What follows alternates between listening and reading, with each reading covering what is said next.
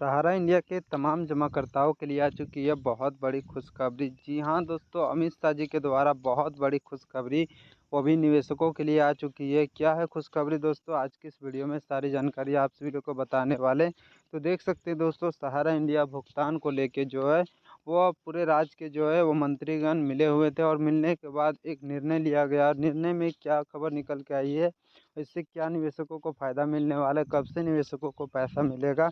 और दोस्तों 14 जुलाई के बाद सुप्रीम कोर्ट का एक बहुत बड़ा अपडेट जो है वो निवेशकों के हित में आने वाला है। चलिए वीडियो को स्टार्ट करते हैं। आप सभी लोग देखिए दोस्तों लाइव प्रूफ कि क्या अपडेट जो है वो निवेशकों के लिए खुशखबरी निकल के आई है। आज के इस महत्वपूर्ण कार्यक्रम में मेरे साथ मंच पर उपस्थित दिल्ली के उपराज्यपाल श्रीमान सक्सेना जी,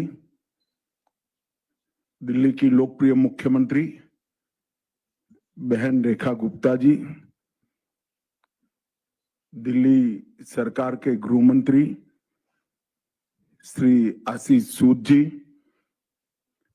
गोविंद मोहन जी, केंद्रीय गृह सचिव श्री तपन कुमार डेका जी, निर्देशक आसूचना ब्यूरो श्री धर्मेंद्र जी, मुख्य सचिव दिल्ली सरकार, और आज के कार्यक्रम में आए हुए सभी गणमान्य अतिथियों का मैं आज इस कार्यक्रम में स्वागत करता हूं। मित्रों, आज दो कार्यक्रम एक साथ हो रहा है। एक तो ये सभागार के अंदर बैठकर हम एक साल में तीनों नए आपराधिक कानूनों के क्रियान्वयन में क्या क्या चीजें हुई हैं इसकी जानकारी हासिल करेंगे, और दूसरा सबसे महत्वपूर्ण, नीचे एक प्रदर्शनी का उद्घाटन किया गया है।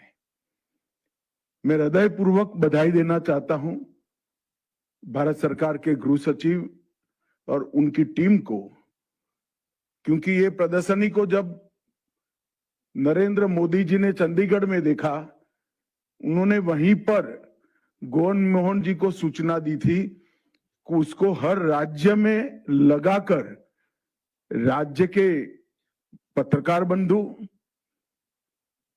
पुलिस के सारे सीनियर ऑफिसर,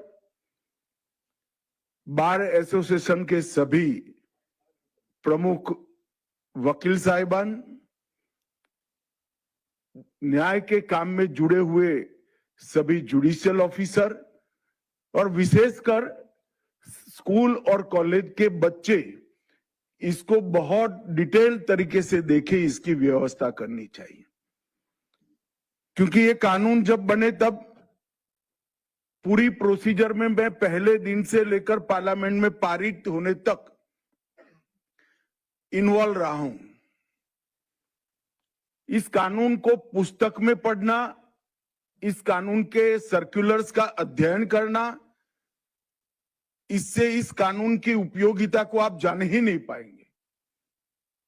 मैंने भी जब चंडीगढ़ में पहली बार ये प्रदर्शनी को देखा, मुझे भी आश्चर्य हुआ कि जो मेहनत हुई है, जो परिणाम आने वाला है, समाज को, देश को, और विशेषकर देश की संविधान की सबसे छोटी इकाई भारत के नागरिक को जो फायदा होने वाला है, इसका इतना अद्भुत वर्णन प्रैक्टिकली कोई कर नहीं सकता। इसलिए मैं गोविंद मोहन जी और उनकी पूरी टीम को हृदयपूर्वक बहुत बहुत बधाई देना चाहता हूं।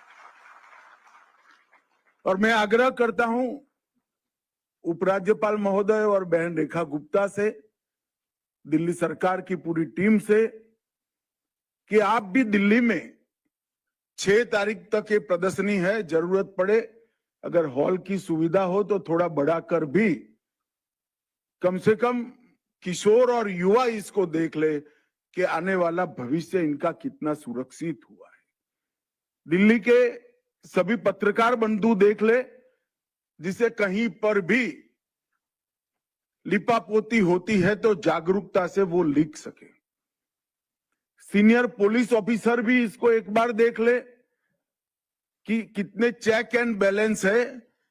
जरा भी गोताही करी तो पकड़े जाएंगे। और सारे न्याय के काम के साथ जुड़े हुए वकील और जुडिशियल ऑफिसर को भी इसको देखे, इसकी चिंता करनी चाहिए, क्योंकि ये कानून एक प्रकार से आने वाले दिनों में हमारी क्रिमिनल जस्टिस सिस्टम को, आपराधिक न्याय प्रणाली को आमूलचूर रूप से बदलने वाला है। जब आमूलचूर रूप से इसमें परिवर्तन आने वाला है तो इसका मतलब क्या है? हमारी न्याय प्रणाली के सामने सबसे बड़ी दिक्कत थी कि न्याय मिलेगा इसको, किसी को कब मिलेगा इसका किसी को विश्वास ही नहीं था। और कई हिंदी फिल्मों में एक बड़ा तकिया कलाम हो गया था, तारीख पे तारीख, तारीख पे तारीख। मैं भारत के सभी नागरिकों को आज के कार्यक्रम के माध्यम से आश्वस्त करना चाहता हूं कि लगभग 3 साल लगेंगे पूर्ण इसका क्रियान्वयन होने में। Judiciary, jail, FSL, police, director prosecution और प्रोसिक्यूशन, ये पूरी प्रणाली को पूर्ण रूप से क्रियान्वय करने में ज्यादा से ज्यादा 3 साल लगेंगे। मगर इसके बाद में मैं विश्वास से कहता हूं कि किसी भी एफआईआर देश के किसी भी कोने में कर लीजिए, 3 साल में सुप्रीम कोर्ट तक आपको न्याय मिल जाएगा, ये सुनिश्चित कर लिया। अब कोई जादू की छड़ी तो है नहीं, ऐसा कैसे होगा? ऐसा इसलिए होगा कि इसमें पुलिस, प्रोसिक्यूशन और जुडिशरी, जो 3 महत्वपूर्ण अंग है नागरिक को न्याय दिलाने के, वो तीनों अंगों में कई जगह पे समय मर्यादा से उनको बांध लिया गया है। 90 दिन में जांच पूरी ही करना है, फिर चार्जशीट करने का समय तय है, फिर चार्ज फ्रेम करने का समय तय है, जजमेंट देने का भी समय तय है। और सारी चीजें ऑनलाइन होने के कारण एफएसएल में एफएसएल का बिल नहीं चुकता किया है, रिपोर्ट आएगी या नहीं आएगी, जज साहब का, वकील साहब का ओपिनियन ने, कोई चीज कहीं पर छूट न जाए इसकी चिंता करी है। तो न्याय समय पर मिलना ही मिलना है। इसके साथ साथ जो गलत प्रकार की शंकाओं के आधार पर गुनाह कर बचकर निकल जाते थे, इसके लिए टेक्नोलॉजी का इतना उपयोग किया है कि कहीं पर भी किसी को बचकर निकलने की संभावना नहीं है। मैं आपको विश्वास दिलाता हूं कि नई आपराधिक न्याय प्रणाली लागू होने के बाद सजा कराने का दर हमारे देश का बहुत नीचे है। अभी विश्व के कुछ देशों के कंपैरिजन में, तुलना में वो उनसे भी आगे पहुंचाया जाएगा। और जो गुनाह करता है उसको निश्चित रूप से सजा मिले, इसका इसके अंदर कठोरता के साथ प्रावधान किया है। मैं ये भी कहना चाहता हूं कि तीनों कानून के कंप्लीट इंप्लीमेंटेशन के बाद हमारी न्याय प्रणाली विश्व की सबसे आधुनिक न्याय प्रणाली होगी, टेक्नोलॉजी का सबसे ज्यादा उपयोग होगा। लगभग 89 देशों की न्याय प्रणाली का एक विद्यार्थियों के रिसर्च ग्रुप ने अभ्यास कर वो सब में टेक्निक का जहां जहां उपयोग किया है उसको कानूनी आधार देकर इस कानूनों के अंदर हमने समावेश किया है। और सबसे बड़ी बात है, इस कानून को हमने भारतीय दृष्टिकोण से बनाया है। पहले जो कानून थे आईपीसी, सीआरपीसी और एविडेंस एक्ट, उसको अंग्रेजों ने अपने शासन को लंबा चलने के लिए इंग्लैंड की पार्लियामेंट में बनाया है। ये कानून नरेंद्र मोदी के नेतृत्व में आपकी चुनी हुई सरकार ने आपके लिए बनाए हैं। ये कानून बनाने का मकसद भारत के नागरिक का शरीर संपत्ति और संविधान दत्त जितने भी अधिकार है, जो उसका सम्मान है, इसकी सुरक्षा करना है। पुराने जो कानून थे, इसका मकसद अंग्रेज सरकार को लंबा शासन कराना और उनकी संपत्ति की रक्षा करना था। अब आईपीसी की जगह भारतीय न्याय संहिता, सीआरपीसी की जगह भारतीय नागरिक सुरक्षा संहिता और इंडियन एविडेंस एक्ट की जगह भारतीय साक्ष्य अधिनियम, नाम पर से ही आपको मालूम पड़ता है कि दंड नहीं, पिनल नहीं, न्याय देना है। सीआरपीसी सिर्फ प्रोसीजर नहीं है, अब नागरिक की सुरक्षा के लिए भारतीय नागरिक सुरक्षा संहिता है और भारतीय साक्ष्य अधिनियम भी बना है। और मैं मानता हूं कि हमारी न्याय यात्रा का ये एक प्रकार से स्वर्णिम अवसर बनने वाला है। ये बदलाव अब कागजी नहीं रहा है। एक साल के अंदर कई सारे फॉलो अप के काम कर मैं आगे बताऊंगा, लाखों लोगों का ट्रेनिंग हुआ है। टेक्नोलॉजी पर भारत सरकार ने और राज्य सरकारों ने हजारों करोड़ रुपया खर्च करा है और अब इसके इम्प्लीमेंटेशन के एक स्टेज पर हम पहुंच चुके हैं जहां सफलता बहुत नजदीक है। आज यहां पर बीएनएस, बीएनएसएस और बीएसए के अधिनियमों पर एक हैंडबुक उसको लोकार्पण किया गया। मेरा आग्रह है बीपीआरएनडी से कि इसको हिंदी बहुत जल्दी से कर लिया जाए, देरी नहीं लगानी चाहिए और फिर भारत की सारी भाषाओं में भी इसका अनुवाद करा लेना चाहिए। ट्रेनिंग डायरेक्टरी और 50 सक्सेस स्टोरी को यहाँ पर एक पुस्तक में संकलित कर लिखा गया है। मित्रों, मैं तो नियमित रूप से चुने हुए गृह मंत्रियों से बात करता हूं। सक्सेस स्टोरियां अनेक हैं और छोटे छोटे केस से लेकर डबल मर्डर तक के केस के अंदर 3 माह के अंदर सजा देने का काम ये नए आपराधिक कानून और टेक्नोलॉजी के उपयोग से हो गया है, क्योंकि हमने 7 साल और इससे ज्यादा सजा वाले हर केस के अंदर एफएसएल को कंपलसरी कर दिया है। नफीस का उपयोग भी अब बहुत अच्छे तरीके से होने लगा है। पॉस्को के केस में डीएनए का मिलान गुनाह करने वाले को किसी भी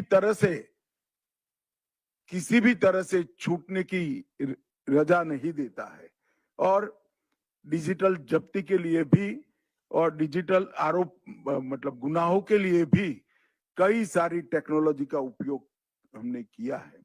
सामाजिक, आर्थिक और राजनीतिक न्याय से युक्त न्याय संगत शासन का एक स्वर्णिम कालखंड अब आने वाले दिनों में मोदी जी के नेतृत्व में शुरू होने वाला है और हम सब के लिए ये बहुत सौभाग्य का विषय है।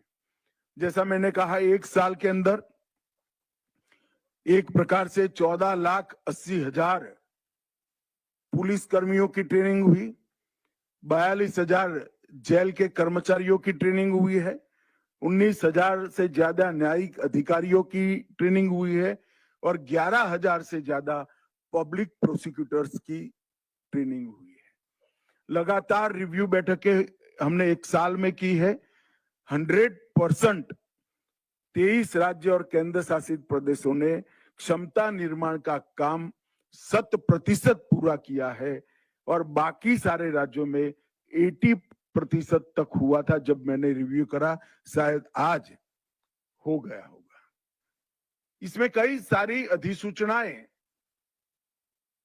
न्यायालयों पर भी लंबित रहती है, फिर भी 11 राज्य और यूटी में ई साक्ष्य इसकी अधिसूचना पारित कर दी गई है। 11 राज्य और यूटी में ई समन इसकी भी अधिसूचना पारित की गई है। 6 राज्यों में न्याय श्रुति बातें सुन, बस हो गया सर, बस समझ गया। लाइक करते रहिए, शेयर करते रहिए। 3 साल में आपको न्याय मिल जाएगा। 3 साल में जल्द से जल्द लाइक कीजिए, शेयर कीजिए, ज्यादा से ज्यादा अब माननीय गृह राज्य मंत्री भारत सरकार भाई भाई रेखा गुप्ता दिल्ली में कार्यक्रम हो रही है भाई। लोग कमेंट कर रहे हैं, लोग कह रहे हैं भुगतान नहीं हो रहा, लोग कह रहे हैं समाधान नहीं हो रहा है। कमेंट करके बताएं किसका पैसा आया, आप कमेंट करके जरूर बताएं। और ये वीडियो सोशल मीडिया में वायरल करें, तमाम ट्विटर, फेसबुक, इंस्टाग्राम में लगा हुआ है। और मोदी जी अमित शाह को टैग करें, कहें भाई भुगतान नहीं हो रही है बाबा, 3 साल में कानून बनाएगा अब सहारा। अच्छा ये वीडियो फिर जाएंगे, अच्छा मैं समझ गया, अब ये जाएंगे कहेंगे बिहार वासियों से सर हमें 3 साल का मौका चाहिए। बिहार के लोगों को कहेंगे कि 3 साल का मौका चाहिए, 3 साल में निवेशकों का भुगतान करा देंगे, समाधान करा देंगे। गजब है भाई। पहले दिल्ली जाते हैं क्योंकि उनको जाना होता है, तो अब ये वाला कार्यक्रम ले रहे हैं भाई साहब। गजब है भाई, मान गए अमित शाह जी। क्या पॉलिटिक्स खेलते हो भाई आप लोग, क्या गरीबों का भुगतान कराओगे, क्या समाधान कराओगे, क्या बीच का रास्ता निकालोगे, तमाम लोग फिर से सुन लें। आज के इस महत्वपूर्ण कार्यक्रम में मेरे साथ मंच पर उपस्थित दिल्ली के उपराज्यपाल श्रीमान सक्सेना जी, दिल्ली की लोकप्रिय मुख्यमंत्री बहन रेखा गुप्ता जी, दिल्ली सरकार के गृह मंत्री श्री आशीष सूद जी, गोविंद मोहन जी, केंद्रीय गृह सचिव श्री तपन कुमार डेका जी, निर्देशक आसूचना ब्यूरो श्री धर्मेंद्र जी, मुख्य सचिव दिल्ली सरकार, और आज के कार्यक्रम में आए हुए सभी गणमान्य अतिथियों का मैं आज इस कार्यक्रम में स्वागत करता हूं। मित्रों, आज 2 कार्यक्रम एक साथ हो रहा है। एक तो ये सभागार के अंदर बैठकर हम 1 साल में 3 नए आपराधिक कानूनों के क्रियान्वयन में क्या क्या चीजें हुई हैं इसकी जानकारी हासिल करेंगे। और दूसरा सबसे महत्वपूर्ण, नीचे एक प्रदर्शनी का उद्घाटन किया गया है। मैं हृदयपूर्वक बधाई देना चाहता हूं भारत सरकार के गृह सचिव और उनकी टीम को, क्योंकि ये प्रदर्शनी को जब नरेंद्र मोदी जी ने चंडीगढ़ में देखा, उन्होंने वहीं पर गोविंद मोहन जी को सूचना दी थी कि उसको हर राज्य में लगाकर राज्य के पत्रकार बंधु, पुलिस के सारे सीनियर ऑफिसर, बार एसोसिएशन के सभी प्रमुख वकील साहिबान, न्याय के काम में जुड़े हुए सभी जुडिशियल ऑफिसर, और विशेषकर स्कूल और कॉलेज के बच्चे इसको बहुत डिटेल तरीके से देखें, इसकी व्यवस्था करनी चाहिए। क्योंकि ये कानून जब बने तब पूरी प्रोसीजर में मैं पहले दिन से लेकर पार्लियामेंट में पारित होने तक इन्वॉल्व रहा हूं।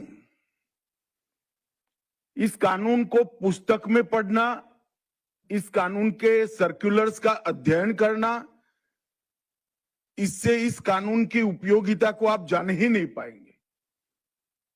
मैंने भी जब चंडीगढ़ में पहली बार ये प्रदर्शनी को देखा, मुझे भी आश्चर्य हुआ कि जो मेहनत हुई है, जो परिणाम आने वाला है, समाज को, देश को और विशेषकर देश की संविधान की सबसे छोटी इकाई भारत के नागरिक को जो फायदा होने वाला है, इसका इतना अद्भुत वर्णन प्रैक्टिकली कोई कर नहीं सकता। इसलिए मैं गोविंद मोहन जी और उनकी पूरी टीम को हृदय पूर्वक बहुत बहुत बधाई देना चाहता हूं।